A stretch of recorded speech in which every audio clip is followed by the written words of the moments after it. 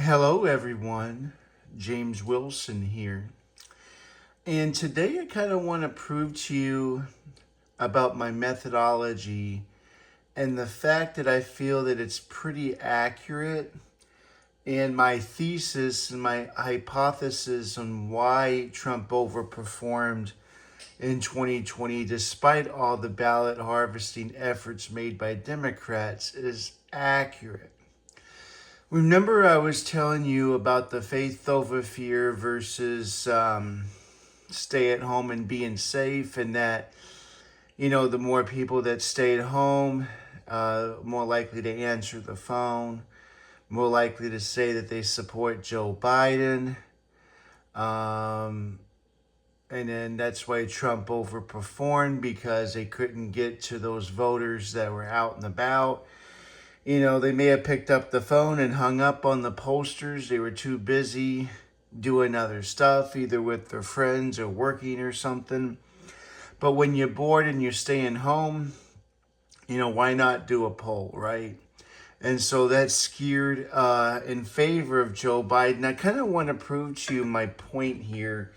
Because as you may know or remember, back in 2020, when we had the coronavirus, there's some states that were stricter than others as far as when they're easing the restrictions for COVID. So, as you may know, every single state did it differently. Some were more stricter than others.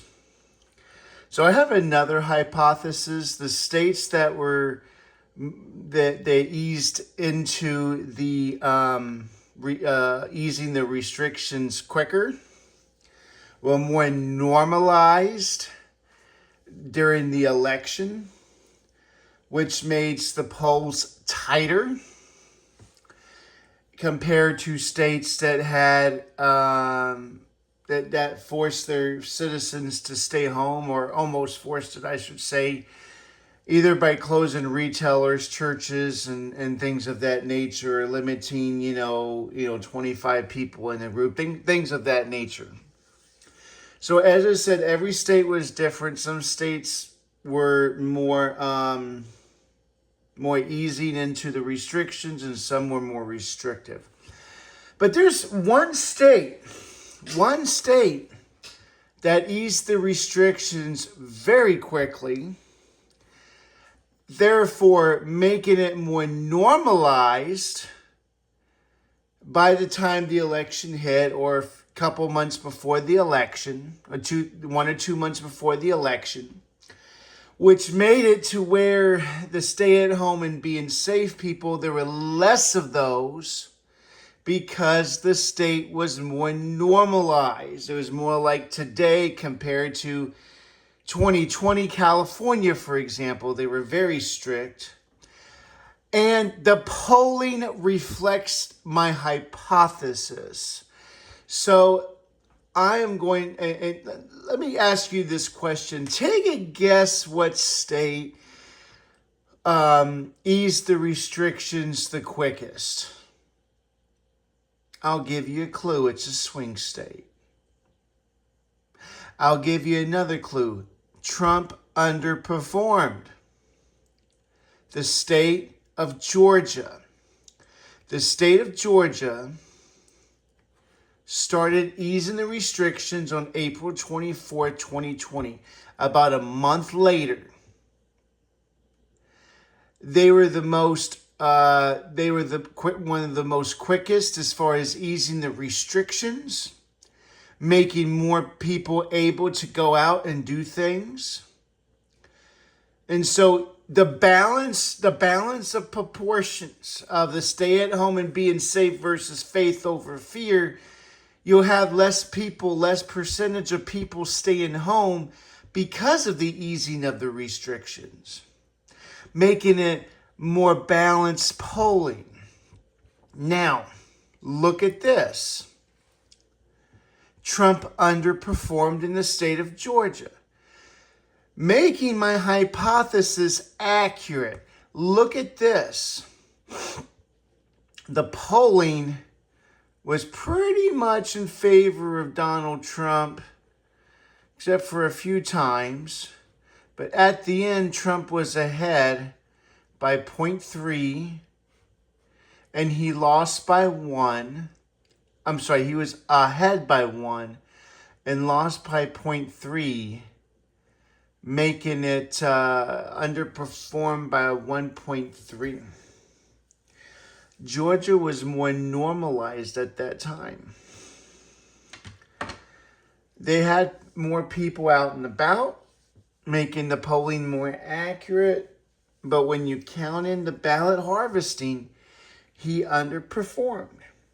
Just like I said before, my hypothesis. Just like I said.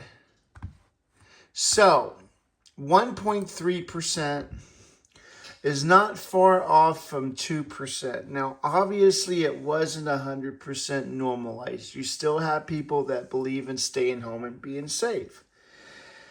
Not like today, obviously. Most of the people, I mean, there might be a handful of people that are still staying home, but for the most part, people are back out and about doing things. And 2% is probably pretty accurate when you count in the underperformance and the fact that Kemp he eased the restrictions the quickest. Makes sense to me. They did major ballot harvesting, and that's why Georgia went blue by 0.3 and Trump underperformed. And so I think that this is pretty accurate. So this kind of solidifies my take on Trump underperforming. Because I do believe overall he was probably going to underperform due to the fact that they don't have these COVID restrictions, due to the fact that people are not just staying home and being safe, they're out and about doing things. And they still doing ballot harvesting in many states. I'm still trying to do my final researches on it, but I believe Arizona and Georgia, and I guess Virginia, if you want to count that as a swing state, is not doing the major ballot harvesting efforts, but North Carolina is. And this is exactly why Harris is spending money in North Carolina. When you look at the numbers and the data, you will see that the state of Wisconsin is just out of reach for Harris. Because when you're looking at the last two pollings, if Harris is only up by 1, you will see that Trump overperforms in the state big time. And even though they do the major ballot harvesting, I think the Harris campaign knows that this state is lost anyways. So being up by 1, and when you look at the results in the past, Trump overperformed by 4.2 against Clinton. When you see this, you'll see what I'm talking about. That's a 7.2% swing there. And when you're looking at against Joe Biden, it's a 6% swing. Do you see what I'm saying? That's humongous in my opinion. Given the fact that Harris is only up by 1. I don't think she's going to win the state, folks. I really don't. Even with major ballot harvesting, I think the demographics are not in her favor. I think that Arizona, you can see that Trump is ahead there, and immigration is a major issue. And in the state of Georgia,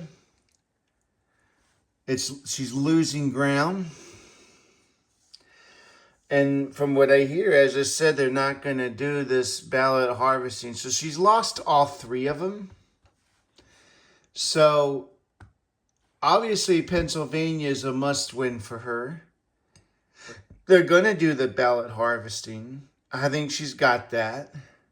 But I think her campaign knows that in order for her to win, it's not Pennsylvania. She has to win Pennsylvania, but she really has to win North Carolina. And Trump is actually ahead by more now. He's up by 0.7. So, I mean, Trump was ahead by, Trump overperformed by 1.1% in 2020. You got to allow 2 points for ballot harvesting. He's now up by 0.7. Yesterday, he was only up by 0.4. So that means Harris is up by 0.2. This is why they're spending money in North Carolina. I'm not an idiot, folks. It's so logical. I see it as a night and day. Trump can win North Carolina, Georgia, Arizona, and Wisconsin. The election is over. He doesn't need Pennsylvania. And I think they know that. I think the Harris campaign knows that they have Michigan and Pennsylvania. And I think that they know that they don't have Georgia, Arizona, and Wisconsin. I think they know that. And I think they're trying to make a push for North Carolina. I do believe that they know that they have Nevada. They probably know that they have Nevada. Now, they probably feel like, I don't know if I have Pennsylvania or Michigan. They probably feel like they have it. But they probably feel like they have Nevada. They can ballot harvest those mail-in votings and make up that vote share. At the end of the day, it's going to come down to North Carolina. I never thought I would say that, but yeah, I think I'm on to something now when I talk about the faith over fear versus staying at home and why the polls are inaccurate, but all this harvesting that they did kind of masked the outliers in the poll. Because if it wasn't for the ballot harvesting, there had been even a bigger outlier in 2020 compared to 2016. Without the ballot harvesting efforts, if they just did, you request a mail-in ballot, but you don't send it in, or, you're too lazy to vote, or whatever the case is, and they didn't really try to collect those ballots, Trump would win easily. And it would have been even a huge, much bigger outlier. But the outliers...